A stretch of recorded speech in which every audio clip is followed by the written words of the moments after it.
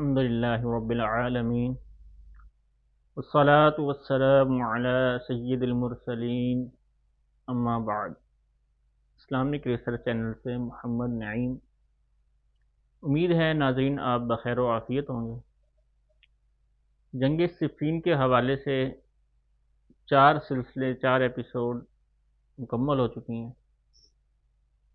اور آج 5ویں ایپیسوڈ ہے۔ آج کی گفتگو بہت ہی اہم ہے، تو آپ نے بالخصوص جو ہے بغور اس کو سننا ہے، کیونکہ آج کی گفتگو میں ہم حدیث عمار کا جو ہے وہ جائزہ لیں گے۔ حدیث عمار کی جو ہے وہ پس منظر اور اس کے جو پردے میں اور اس کی آڑ میں جو مخالفین سیدنا امیر معاویہ رضی اللہ تعالیٰ عنہ پہ اعتراضات کرتے ہیں، تو اس جو ہے متعلق ہم سنیں گے کہ یہ جو حدیث عمار ہے، سب سے پہلے تو یہ بیان ہی آؤٹ آف کنٹیکسٹ یعنی سیاق و سباق کے بغیر بیان کی جاتی ہے، کیونکہ جو بخاری میں 2812 نمبر پہ یعنی 2812 نمبر پہ 2812 نمبر پہ جو روایت ہے بخاری کی، جس میں ہے کہ حضرت عبداللہ ابن عباس رضی اللہ تعالیٰ عنہ نے اپنے غلام اکرمہ اور اپنے بیٹے علی، ان دونوں کو بھیجا کہ آپ ابو سعید الخدری رضی اللہ تعالیٰ عنہ کے پاس جائیں اور ان سے حدیث سنیں۔ جب یہ دونوں جو ہے وہ ابو سعید خدری رضی اللہ تعالیٰ عنہ کے پاس گئے تو وہ اس وقت باغ میں اپنے بھائی کے ساتھ موجود تھے، تو جب انہوں نے دیکھا کہ یہ حضرات ان کے پاس آ رہے ہیں تو ان کے پاس آئے، بیٹھے اور ان کو حدیث بیان کرنا شروع کر دی۔ اور وہاں جو ہے وہ یہ الفاظ ہیں کہ مسجد نبوی کی جو ہے وہ تعمیر ہو رہی تھی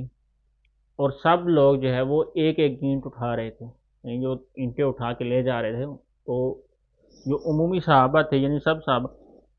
وہ ایک ایک اینٹ اٹھا رہے تھے، جبکہ حضرت سیدنا عمار رضی اللہ تعالیٰ عنہ یہ دو دو اینٹ اٹھا رہے تھے، اور جو ہے ان کے سر یعنی سر کے بالوں پہ جو ہے وہ مٹی تھی۔ رسول اللہ صلی اللہ تعالیٰ علیہ وسلم نے جو ہے وہ ملاحظہ فرمایا اور آپ نے ارشاد فرمایا کہ اے عمار، باقی تو سب ایک ایک جو ہے وہ اینٹ جو ہے وہ اٹھا رہے ہیں اور آپ دو دو، تو حضرت عمار رضی اللہ تعالیٰ عنہ نے جواباً عرض کی یا رسول اللہ، زیادہ اجر پانے کے لیے، تاکہ میں عند اللہ جو ہے وہ زیادہ اجر پا سکوں، تو حضور نے ان کے بال جو ہے وہ جھاڑتے ہوئے فرمایا کہ جو ہے عمار کو وہی حیا عمار تقتلہ فیۃ الباقیہ، کہ ہائے عمار کہ تمہیں یا اس کو جو ہے ایک باغی کرو، قتل کرے گا۔ اب یہ حدیث بخاری میں موجود ہے، لیکن امام حاکم رحمہ اللہ نے مستدرک کے اندر اس حدیث کو مکمل سیاق و سباق کے ساتھ ذکر کیا۔ یہاں جو ہے وہ بخاری کے جو الفاظ ہیں وہاں یہ ذکر نہیں کہ یہ حدیث کس متعلق تھی، جبکہ مستدرک کی جو روایت ہے وہ بالکل واضح الفاظ میں موجود ہے کہ یہاں جو حدیث پاک ہے حضرت سیدنا ابو سعید الخدری رضی اللہ تعالیٰ عنہ یہ انہوں نے کس متعلق بیان کی۔ چنانچہ جو ہے وہ مستدرک حاکم کی حدیث نمبر 2653 کہ اکرمہ کہتے ہیں کہ انہ قال لہ ولابنہ علی، کہ حضرت عبداللہ ابن عباس رضی اللہ تعالیٰ عنہ نے ان سے اور اپنے بیٹے علی سے کہا کہ ان طلقا الی ابی سعید فاسمعا منہ حدیثہ فی شأن الخوارج، تم دونوں ان کے پاس جاؤ اور دونوں ان سے سنو حدیث پاک خارج کے متعلق، خارجین کے متعلق، خارجیوں کے متعلق۔ یہ وہ خارجی تھے جو بعد میں مولا علی رضی اللہ تعالیٰ عنہ کے خلاف کھڑے ہو گئے۔ اب جو ہے انہوں نے مکمل جو ہے وہ آگے یہی حدیث پاک ذکر کی کہ سب صحابہ ایک ایک اینٹ اٹھا رہے تھے اور عمار جو ہے وہ دو دو اینٹیں اٹھا رہے تھے، تو جب جو ہے وہ رسول اللہ صلی اللہ علیہ وسلم نے ان کو ملاحظہ فرمایا کہ آپ جو ہے وہ دو دو اینٹیں اٹھا رہے ہیں، تو آپ ان کے سر سے مٹی جھاڑتے ہوئے بولے کہ اے عمار، اپنے دوسرے ساتھیوں کی طرح تم بھی ایک ایک اینٹ کیوں نہیں اٹھا رہے؟ تو حضرت عمار نے جواباً عرض کی یا رسول اللہ میں اللہ تعالیٰ کی بارگاہ میں اجر کا طلبگار ہوں۔ تو ابو سعید خدری رضی اللہ تعالیٰ فرماتے ہیں کہ پھر ان کے سر سے مٹی جھاڑنے لگے اور فرمایا اے عمار افسوس ہے کہ تجھے ایک باغی گروہ قتل کرے گا۔ تو حضرت عمار بولے میں فتنوں سے اللہ کی پناہ مانگتا ہوں۔ المستدرک الحاکم جو ہے وہ حدیث نمبر 2653، اور امام حاکم رحمہ اللہ نے خود اس حدیث پاک کے بارے میں فرمایا کہ علی شرط البخاری، یہ جو ہے وہ امام بخاری کی شرط پر ہے، اور امام ذہبی رحمہ اللہ نے بھی امام حاکم کی موافقت کرتے ہوئے فرمایا کہ علی شرط البخاری کی یہ حدیث امام بخاری کی شرط پر صحیح ہے۔ تو اس حدیث پاک سے یہ بات بالکل واضح ہو گئی کہ جو گروہ قتل کرنے کے جس کی طرف اشارہ تھا کہ اے عمار تمہیں ایک باغی گروہ قتل کرے گا، تو اس سے مراد سیدنا امیر معاویہ رضی اللہ تعالیٰ عنہ کا گروہ نہیں تھا، بلکہ وہ خارجیوں کا گروہ تھا۔ اب یہ بالکل واضح حدیث ہے جس میں جو ہے وہ بتا دیا گیا کہ وہ خارجیوں کے متعلق ہی حضرت ابو سعید الخدری رضی اللہ تعالیٰ عنہ نے حدیث بیان کی۔ اب اگر بالفرض یہ مان لیا جائے کہ یہ حدیث پاک حضرت امیر معاویہ رضی اللہ تعالیٰ عنہ کے بارے میں ہے کہ اس میں ان کے متعلق اشارہ ہے، تو پھر بھی یہاں جو باغی اور بغاوت ہے وہ لغوی بغاوت مراد ہوگی، شرعی بغاوت مراد نہیں ہوگی کہ جس کی وجہ سے کسی کے اوپر جو فسق اور ظلم کا جو ہے وہ اطلاق ہو سکے۔ اس متعلق جو ہے وہ چند ہم ائمہ کی تصریحات کو ذکر کرتے ہیں۔ چنانچہ امام ابو المعین النسوی الماتریدی رحمہ اللہ المتوفی 508 ہجری، یہ انہوں نے جو ہے وہ جنگ صفین کے حوالے سے گفتگو جب کی تو شروع میں انہوں نے جو ہے نا مولا علی رضی اللہ تعالیٰ عنہ کے انہوں نے یہ بات کی کہ یہ اہل علم کو پتہ ہے، یعنی جس کو علم کی تھوڑا سا بھی حصہ ملا ہے تو وہ یہ بات جانتا ہے کہ امیر معاویہ رضی اللہ تعالیٰ عنہ اور مولا علی کے درمیان یعنی فضائل کے حوالے سے بہت فرق ہے۔ مولا علی جو ہے وہ بہت زیادہ فضائل کے حامل تھے حضرت امیر معاویہ کے مقابلے میں، اور بالکل بات ایسے ہی ہے۔ پھر آپ نے ان کے فضائل مولا علی کے فضائل گنواتے کہا کہ وَإِذَا كَانَ الْأَمْرُ كَذَلِكَ كَانَ خَطْأُ مُعَاوِيَةَ ظَاهِرًا، جب یعنی معاملہ ایسے کہ سیدنا مولا علی رضی اللہ تعالیٰ عنہ اس قدر شان و منزلت کے جو ہے وہ اس قدر شان و منزلت والے تھے، تو یہ معلوم ہو گیا کہ ظاہراً جو ہے وہ حضرت امیر معاویہ رضی اللہ تعالیٰ عنہ کی طرف سے خطائی اجتہادی تھی، إِلَّا أَنَّهُ فعل ما فعل ایدن ان تعویل، یعنی انہوں نے پھر جو ہے وہ کیا جو انہوں نے کرنا تھا لیکن تعویل کے ساتھ، یعنی انہوں نے جو ہے وہ تعویل ان کے سامنے جو ہے وہ روایات تھیں یا ان کے سامنے جو ہے وہ احادیث تھیں جس کے پیش نظر انہوں نے یہ تعویل نکالی کہ قصاص عثمان کا مطالبہ پہلے ہونا چاہیے، چاہے اس کے لیے جو ہے وہ خلیفہ وقت کے خلاف کھڑا ہی کیوں نہ ہونا پڑے۔ فلم یسر بھی فاسقاً علی ما قررنا، پس اس وجہ سے وہ فاسق ہرگز قرار نہیں پائیں گے علی ما قررنا، جو جس کا بیان جو ہے ہم نے کر دیا۔ ثم من حارب علیا من الصحابۃ ومن غیرہم علی التأویل لم یسر به کافرا ولا فاسقا، پھر حضرت مولا علی رضی اللہ تعالیٰ عنہ کے خلاف جن لوگوں نے جو ہے وہ جنگ کے لیے کھڑے ہوئے اور وہ صحابہ میں سے تھے یا مسلمانوں میں سے تھے لیکن تعویل کے ساتھ، یعنی ان کے پاس کوئی تعویل تھی، مجتہد تھے، ان کے پاس کوئی ایسی تعویل تھی جس کی وجہ سے وہ ضروری سمجھتے اس بات کو، تو وہ ہرگز کافر اور فاسق قرار نہیں پائیں گے۔ ٹھیک ہے، پھر آگے فرمایا کہ ثم اختلفوا متکلم اہل سنہ والجماعہ فی تسمیتی من خالف علی باغیا، کہ پھر جو ہے وہ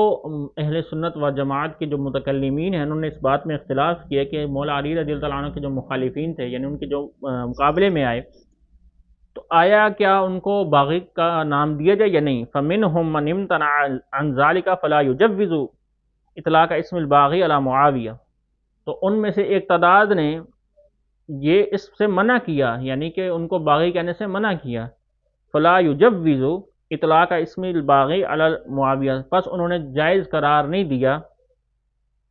جو ہے وہ باغی کے نام کے اطلاق کو حضرت امیر معاویہ رضی اللہ عنہ پر۔ ویقول، انہوں نے کہا کہ لیس ذا من اسماء اخطأ فی اجتہادہ، یہ ان لوگوں کے لیے نہیں ہے کہ جو اجتہاد میں خطا کھاتے ہیں، یعنی جو مجتہد ہوتے ہیں اور اپنے اجتہاد میں خطا کھاتے ہیں۔ ومنہم من یطلق ذلک الاسم ویستدل بقولہ تعالی، اور ان میں سے کچھ ایسے بھی تھے جنہوں نے جو ہے وہ یہ کہا کہ باغی کا اطلاق ہو سکتا ہے، اور انہوں نے اس آیت سے استدلال کیا کہ وَإِن طَائِفَتَانِ مِنَ الْمُؤْمِنِينَ اقْتَتَلُوا فَأَصْلِحُوا بَيْنَهُمَا فَإِن بَغَتْ إِحْدَاهُمَا عَلَى الْأُخْرَى، سورۃ حجرات کی جو ہے وہ آیت نمبر 9 ہے۔ اور حضور اکرم علیہ السلام کی حدیث پاک کی وجہ سے کہ جب حضور نے فرمایا حضرت عمار سے کہ تقتلک الفئۃ الباغیہ وبقول علی، اور مولا علی کے اس قول کی وجہ سے کہ اخواننا بغوا علینا، کہ وہ ہمارے بھائی تھے البتہ انہوں نے ہم پر زیادتی کی، بغاوت کی۔ وَإِنَّهُمْ يَمْتَنِعُونَ عَنْ تَسْمِيَتِهِمْ فُسَّاقًا لِمَا مَرَّ، پھر بھی انہوں نے اس بات کو جائز قرار نہیں دیا اور اس بات سے منع کیا کہ ان کو ہرگز فاسق نہ کہا جائے، لما مرہ، اس وجہ سے جو گزر چکی۔ وہ کیا وجہ تھی کہ ہم نے پہلی قسط میں اس بات کو تفصیل کے ساتھ ذکر کیا تھا کہ جو مولا علی رضی اللہ تعالیٰ عنہ اور حضرت امیر معاویہ کے درمیان جو اختلاف تھا وہ ایک اجتہاد کی بنا پہ ہوا، اور وہ اجتہاد میں اختلاف جنگ کی صورت اختیار کر گیا۔ اب انہوں نے اس کے علاوہ بھی مزید گفتگو کی کہ وہ جو صحابہ تھے وہ حق کے متلاشی اور حق کے طلبگار تھے، گرچہ وہ اپنے اپنے دلائل کے بنیاد پر یا اجتہاد کی بنا پر بعض جو ہے وہ حق کے زیادہ قریب تھے اور بعض حق کے زیادہ قریب نہ تھے، لیکن سب بھی حق کے متلاشی تھے، لہٰذا ان میں سے ہرگز نہ کوئی ظالم تھا نہ کوئی فاسق۔ یہ جو ہے وہ تبصرۃ الادلہ صفحہ جو ہے وہ 724 اور 725 پر یہ بحث موجود ہے۔ اور امام نووی رحمہ اللہ المتوفی 676 ہجری وہ فرماتے ہیں کہ ان علی کان محقا مصیبا والطائفۃ الاخری بغاۃ لکنہم مجتہدون فلا اثم علیہم، یعنی یہ جو جنگ ہوئی مولا علی رضی اللہ عنہ کی، یہ جو جنگ جمل اور جنگ صفین ہے، تو اس متعلق امام نووی رحمہ اللہ فرماتے ہیں کہ حضرت علی یہی حق پر تھے اور ثواب کو پہنچنے والے تھے، جبکہ جو دوسرا گروہ تھا وہ باغی تو تھا لیکن وہ ان میں جو صحابہ تھے وہ مجتہدین تھے، فلا اثم علیہ، تو ان پر کوئی گناہ نہیں، یعنی ان کے اوپر فسق کا اطلاق نہیں ہو سکتا، ان کو فاسق نہیں کہا جا سکتا کہ انہوں نے گناہ کیا ہے، ان پر کوئی گناہ نہیں۔ اور امام ابن کثیر رحمہ اللہ المتوفی 774 ہجری یہ اہل سنت کا موقف بالکل واضح طور پر بیان کرتے ہوئے فرماتا ہے کہ کان علی احق بالامر من معاویہ، کہ مولا علی جو ہے اس معاملے میں حضرت امیر معاویہ کے مقابلے میں زیادہ حق پر تھے۔ ولا یلزم من تسمیت اصحاب معاویہ بغاتا تکفیرہم، اور سیدنا امیر معاویہ رضی اللہ تعالیٰ عنہ کے ساتھیوں کو کا نام جو ہے وہ باغی قرار دینا یہ ان کی تکفیر کرنے کو لازمی نہیں ہے، یعنی اگر ان کے ساتھیوں کو بالفرض یہ مان لیا جائے کہ وہ باغی تھے تو اس سے یہ لازم نہیں ہے تھا کہ وہ کافر تھے۔ کما یحاولہ جہلۃ الفرقۃ الضالۃ من الشیعۃ وغیرہم، جیسا کہ شیعوں کا جاہل اور گمراہ جو ہے فرقہ یہ سمجھتا ہے معاذ اللہ، یہ ان کی طرف اشارہ کرتے ہیں کہ جو شیعہ معاذ اللہ سمجھتے ہیں حضرت امیر معاویہ کے بارے میں کہ وہ جو ہے ایسا کر کے وہ اسلام سے ہی خارج ہو گئے، تو انہوں نے جو ہے وہ اس طرف اشارہ کیا کہ یہ ایسا نہیں ہے جیسا کہ انہوں نے جو ہے اس کا معنی لیا ہے، لِأَنَّهُمْ وَإِنْ كَانُوا بُغَاةً فِي نَفْسِ الْأَمْرِ فَإِنَّهُمْ كَانُوا مُجْتَهِدِينَ فِيمَا تَعَاطَوْا مِنَ الْقِتَالِ، کیونکہ اگرچہ وہ جو ہے وہ باغی تھے، یعنی اگرچہ وہ باغی تھے لیکن وہ مجتہدین میں سے تھے، اجتہاد کرنے والوں میں سے تھے، جو کچھ انہوں سے جو ہے وہ جنگ کے معاملے میں صادر ہوا۔ وَلَيْسَ كُلُّ مُجْتَهِدٍ مُصِيبًا، اور ضروری نہیں ہے کہ جو مجتہد اجتہاد کرے وہ ضروری حق پر ہی پہنچے، یعنی یہ بھی ہو سکتا ہے کہ مجتہد جو ہے وہ اپنی اجتہاد کی وجہ سے بعض اوقات جو ہے وہ حق کو نہ پائے، مصیب نہ ہو۔ بل المصیب لہ اجران والمخطئ لہ اجر، بلکہ جو اجتہاد میں حق کو پہنچ جاتا ہے، درستگی کو پہنچ جاتا ہے، اس کے لیے 2 اجر ہیں، اور جو ہے وہ درستگی کو نہیں پہنچتا اپنے اجتہاد میں، جو مجتہد اپنے اجتہاد میں درستگی کو نہیں پہنچتا اس کے لیے بھی 1 اجر ہے۔ تو یہ علامہ ابن کثیر رحمہ اللہ نے البدایہ والنہایہ جلد 4 صفحہ 538 پر اس چیز کو ذکر کیا جو کہ اہل سنت کا مذہب ہے۔ اسی طرح جو ہے وہ علامہ تفتازانی رحمہ اللہ بہت بڑے متکلم المتوفی 793 ہجری یہ فرماتے ہیں کہ والمخالفون بغاۃ لخروجہم علی الامام الحق لشبہۃ، کہ جو مولا علی رضی اللہ تعالیٰ عنہ کے مخالفین تھے، مقابلے میں آنے والے تھے، وہ باغی تھے امام حق یعنی امام برحق کے خلاف کسی دلیل یعنی کسی شبہ کی بنا پر، لا فسقۃ ولا کفرۃ، وہ نہ فاسق تھے نہ کافر، علی ما یزعم الشیعۃ جہلا بالفرق بین المخالفۃ والمحاربۃ بالتأویل وبدونہ، جیسا کہ شیعہ حضرات یہ گمان کرتے ہیں جہالت کی بنا پر کہ وہ معاذ اللہ فاسق یا کافر تھے، کیونکہ انہوں نے جو ہے وہ اختلاف یعنی مخالفت اور محاربت یعنی اختلاف اور ایک دوسرے سے لڑائی، ان دونوں میں فرق ہی نہ سمجھا۔ یعنی یہ بھی ہو سکتا ہے نا کہ ایک دوسرے سے جو مخالفت ہو وہ کسی تعویل کے ذریعے ہو، پھر جب اگر تعویل کے ذریعے ہو اور مخالفت کرنے والا مجتہد ہو اور کوئی ایسا مسئلہ ہو، تو وہاں جو اگر مجتہد دونوں مجتہدین اور دونوں مجتہدین میں سے ایک حق کو پہنچ جائے تو اس کے لیے 2 اجر، جو حق کو نہ پہنچے اس کے لیے 1 اجر ہے۔ لیکن جو ہے وہ شیعہ نے یہاں فرق نہیں کیا، جیسا کہ امام تفتازانی رحمہ اللہ نے ذکر کیا۔ تو یہ شرح المقاصد جو ہے وہ جلد 2 صفحہ 304 اور 305 پہ تفصیل کے ساتھ بحث ہے۔ اور علامہ عینی رحمہ اللہ نے تو مزید اہل سنت کا جو موقف ہے بالکل واضح بیان کیا۔ علامہ امام عینی رحمہ اللہ المتوفی 855 ہجری یہ فرماتے ہیں کہ وعند اہل سنہ رحمہ اللہ، یعنی اہل سنت کے جو ائمہ ہیں وہ معاویہ رضی اللہ عنہ کانا باغیا فی نوبت علی، یعنی حضرت امیر معاویہ رضی اللہ عنہ یہ مولا علی سے جنگ کرنے کے معاملے میں باغی تو تھے، وبعدہ الی زمان ترک امیر المؤمنین حسن، اور پھر جو ہے وہ حضرت امام حسن رضی اللہ عنہ کے زمانے تک یہ باغی تھے۔ پھر جب یہ امام حسن رضی اللہ عنہ نے اپنی خلافت ان کی طرف جو ہے تفویض کر دی، فن عقد الاجماع، تو اجماع جو ہے وہ منعقد ہو گیا علی خلافت معاویہ، حضرت امیر معاویہ کی خلافت پر، بعد اس کے بعد، یعنی کہ جب جو حضرت امیر معاویہ کے اوپر جو بغاوت کا ہے اطلاق، یعنی یہ لغوی جو باغی ہے، ہم نے پیچھے ذکر کیا کہ جو لغوی باغی ہوتا ہے یعنی جس کے اوپر بغاوت کا اطلاق لغوی ہوتا ہے، اس کے اوپر جو ہے وہ فسق اور ظالم اور اس قسم کے جو ہے وہ چیزوں کا اطلاق درست نہیں ہے، جیسا کہ ہم نے آئمہ سے بیان کیا، اور یہ آئمہ متکلمین تھے، ٹھیک ہے، ان سے بیان کیا۔ تو جو شرعی باغی ہوتا ہے اس کے اوپر ظالم اور فاسق کا اطلاق ہوتا ہے، لیکن یہاں جو ہے حضرت امیر معاویہ رضی اللہ تعالیٰ عنہ ہرگز جو ہے وہ باغی شرعاً نہیں تھے، بلکہ لغوی طور پر باغی تھے کہ لغتاً ان کے اوپر بغاوت کا اطلاق ہوا، لیکن اس کی وجہ سے ان کے اوپر جو ہے وہ فسق اور ظلم اور کفر کا معاذ اللہ حکم نہیں دیا جائے گا۔ البنایہ شرح ہدایہ جو ہے وہ جلد 9 صفحہ 14 پر یہ بات موجود ہے۔ اب ان سب تصریحات سے یہ بات تو بالکل واضح ہوگی کہ جو بغاوت کا اطلاق تھا وہ اگر مان بھی لیے جائے کہ حضرت امیر معاویہ باغی تھا، تو وہ بغاوت کا اطلاق صرف لغوی تھا، شرعاً نہیں تھا، اور اس کا معنی کیا تھا کہ حضرت امیر معاویہ رضی اللہ عنہ جو ہے انہوں نے حضرت امیر مولا علی رضی اللہ عنہ کے خلاف خروج کیا، صرف اس معاملے میں باغی تھے، اور لیکن جو ہے وہ اپنے اجتہاد کی بنا پر تھے، لہذا ان کے اوپر ان کی نہ تصدیق کی جائے گی، نہ تکفیر کی جائے گی، نہ تدلیل کی جائے گی۔ اب باتیں اپنے دوسرے پوائنٹ کی طرف کہ حدیث عمار میں بعض جو ہے وہ زائد متون بھی شامل ہوگی، جس طرح عمار جو ہے وہ ان کو جنت کی طرف بلا رہے ہوں گے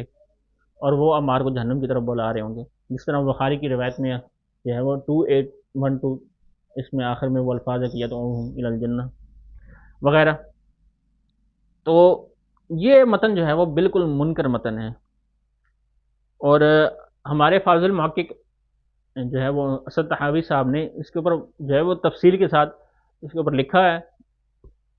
اور تحقیق کا حق ادا کیا، انہوں نے جو ہے وہ تمام روایات کو سامنے رکھا ہے۔ تو جو نتیجہ نکلا اس میں انہوں نے یہ لکھا ہے کہ جو اکرمہ ہے ان سے روایت کرنے میں جو خالد ہے وہ منفرد ہے، یعنی اس متن کو روایت کرنے میں اکرمہ سے خالد جو ہے وہ منفرد ہے۔ اس کے علاوہ اس روایت کی 25 اسانید ہیں، کم و بیش 25 اسانید ہیں،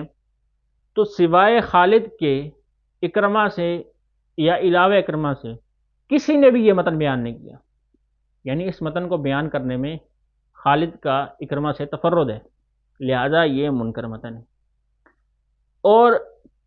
تیسرے پوائنٹ پہ آ جائے، ایک اور متن جو ہے وہ ساتھ ملایا جاتا ہے کہ قاتل عمار وصالبہ فی النار، یعنی عمار کو جو ہے وہ قتل کرنے والا اور گھسیٹنے والا وہ جہنم میں ہوگا۔ یہاں جو ہے وہ قاتل عمار کا ذکر ہے کہ عمار کو قتل کرنے والا جہنم میں ہوگا، اور پھر ظاہر سی بات ہے اس کی آڑ لے کے وہ کہتے ہیں کہ جو حضرت سیدنا امیر معاویہ رضی اللہ تعالیٰ عنہ اور ان کا جو گروہ تھا انہوں نے سیدنا عمار بن یاسر رضی اللہ تعالیٰ عنہ کو شہید کیا۔ اب یہ مستدرک کی روایت ہے کہ حضور نے یہ فرمایا کہ جو عمار کا قاتل ہے وہ جہنم میں ہوگا یا آگ میں جائے گا۔ اس روایت کو امام حاکم رحمہ اللہ نے المستدرک میں 5661 نمبر پہ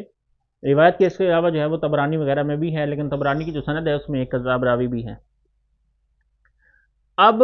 یہ جو روایت ہے یہ درج السند سے ہے کہ حدثنا ابو عبداللہ محمد بن یعقوب، حدثنا ابو عبداللہ محمد بن یعقوب الحافظ، حدثنا یحییٰ بن محمد بن یحییٰ، حدثنا عبد الرحمن بن المبارک، حدثنا المعتمر بن سلیمان عن ابیہ عن مجاہد عن عبداللہ بن عمرو۔ یہ جو ہے وہ مکمل اس کی سند ہے۔ اب یہ جو راوی ہے یحییٰ بن محمد بن یحییٰ، یہ صدوق درجے کا راوی تھا۔ جو صدوق درجے کا راوی تھا اس کا مطلب ہے کہ اس کے ضبط میں کہیں نہ کہیں کمی ہوتی ہے، جس کی وجہ سے وہ سکہ کے درجے سے اتر کر صدوق کے درجے میں آ جاتا ہے۔ اب یہ جو اس نے طریق جو سند بیان کی ہے کہ المعتمر بن سلیمان عن ابیہ عن مجاہد،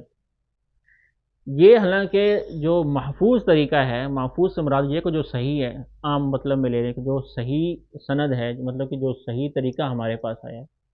یعنی ایک دو راستے تھے، اگرچہ ایک راستہ خراب ہے لیکن دوسرا راستہ جو پہلے راستے سے وہ دوسرا راستہ ٹھیک ہے۔ تو جو طریق محفوظ ہے، یعنی کہ جس کو روایت کرنے والے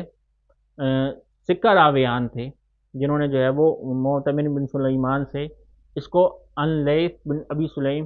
اور ان مجاہد کے طریق سے لیا، انہوں نے جو ہے وہ طریق جو ہے وہ سند محفوظ ہے، جبکہ یہ جو سند ذکر کی گئی ہے یہ سند جو ہے وہ درست نہیں ہے۔ اب اس کے دلائل جو ہے وہ کافی سارے ہیں، مثال کے طور پر کہ امام ابو بکر ابن ابی عاصم رحمہ اللہ المتوفی 287 ہجری، یہ جو ہے وہ روایت لے کے آئے کہ حدثنا العباس بن الولید النرسی حدثنا معتمر بن سلیمان سمعت لیثا یحدث عن مجاہد، یعنی یہاں آپ دیکھ سکتے ہیں کہ عباس بن ولید یہ معتمر بن سلیمان سے اس کو سمعت لیثا، لیث بن ابی سلیم کے طریق سے اس روایت کو لے رہے ہیں۔ الاحاد والمثانی رقم الحدیث، یعنی حدیث نمبر جو ہے وہ 803۔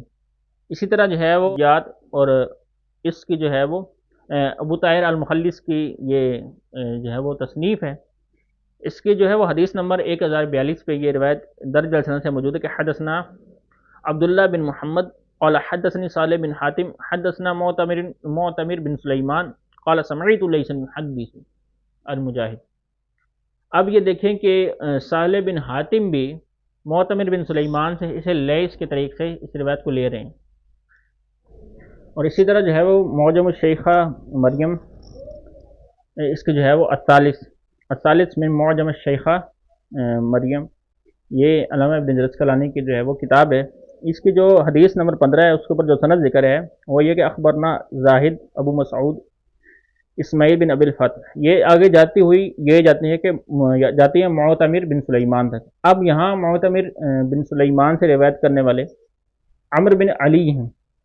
اور وہ روایت کر رہے ہیں آگے معتمر سلیمان سے کہ حدثنا معتمر بن سلیمان حدثنا لیث عن مجاہد۔ اب یہاں آپ دیکھ سکتے ہیں کہ یہاں بھی جو عمرو بن علی ہیں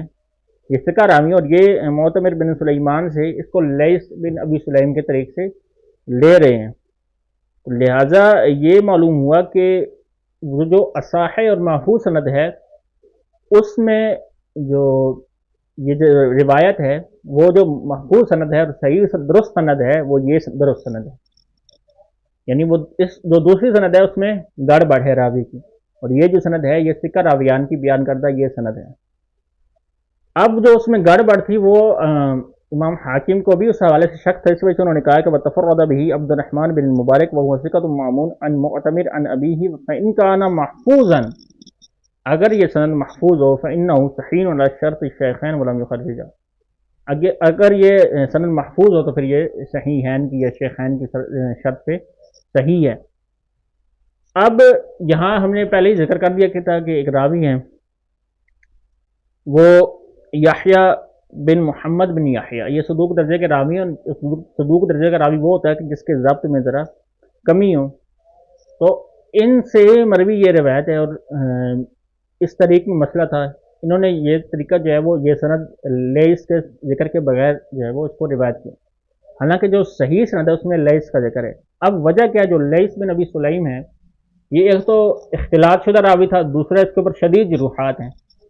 یہ ضعیف قسم کا راوی ہے، اور یہ مضطرب روایات کو بھی بیان کیا کرتا تھا، لہٰذا یہ سند تو ہے بالکل کمزور قسم کی، قاتل عمار وصالبہ فی النار، تو یہ جو ہے روایت جو ہے وہ سند صحیح کے ساتھ موجود نہیں ہے۔ اب حدیث عمار کے حوالے سے آئمہ کا کیا موقف تھا، یعنی یہ جو حدیث عمار ہے کیا آئمہ نے نہیں پڑھی تھی، یہ کیا اب مرزا صاحب یا پھر دیگر جو مخالفین ہیں وہ ان کو ہی پتہ چلی ہے، پہلے کسی کو نہیں پتہ تھی یہ حدیث؟ امام احمد بن حنبل رحمہ اللہ، امام اہل سنت امام احمد بن حنبل رحمہ اللہ، ان سے جو ہے وہ ان کے بارے میں مطلب کہ ان سے جب حدیث عمار کے بارے میں پوچھا گیا تو ان کا کیا جواب تھا وہ سنتے ہیں۔ چنانچہ امام ابوبکر خلال جو ہے وہ سنہ میں 720 نمبر پر ایک روایت ذکر کرتے ہیں کہ اخبرنا محمد بن حازم و عبداللہ بن العباس الطیالسی ان اسحاق بن منصور حدثهم انه قال لابی عبداللہ قول النبی صلی اللہ علیہ وسلم لعمار تقتلک الفئۃ الباغیہ، یعنی انہوں نے جو ہے وہ امام احمد بن حنبل رحمہ اللہ کے سامنے جب یہ حدیث پاک رکھی تو امام احمد بن حنبل کا جو ہے وہ جو کیا جواب تھا، قال، تو انہوں نے فرمایا کہ لا تکلم، میں اس حدیث کے بارے میں کوئی کلام نہیں کروں گا، یعنی میں اس حوالے سے گفتگو کرنا ہی نہیں چاہتا۔ اور امام طیالسی جو ہے عبداللہ بن عباس طیالسی، یہ انہوں نے تو مزید یہ چیز بھی آگے ذکر کی کہ ترک ہو اسلم، اس روایت کو چھوڑ دینا یعنی اس معاملے میں چپ رہنا یہی زیادہ سلامتی والا طریقہ ہے۔ یہ اتنے بڑے امام محدث اور جو ہے وہ ہزاروں حنبلیوں کے امام پیشوا، لاکھوں حنبلیوں کے امام اور پیشوا ہیں۔ اب امام ابوبکر خلال نے ایک دوسری روایت ذکر کی کہ اخبرنی اسماعیل بن الفضل قال سمعت ابا امیہ محمد بن ابراہیم یقول سمعت فی حلقۃ احمد بن حنبل و یحییٰ بن معین و ابا قیسمہ والمعیطی ذکروا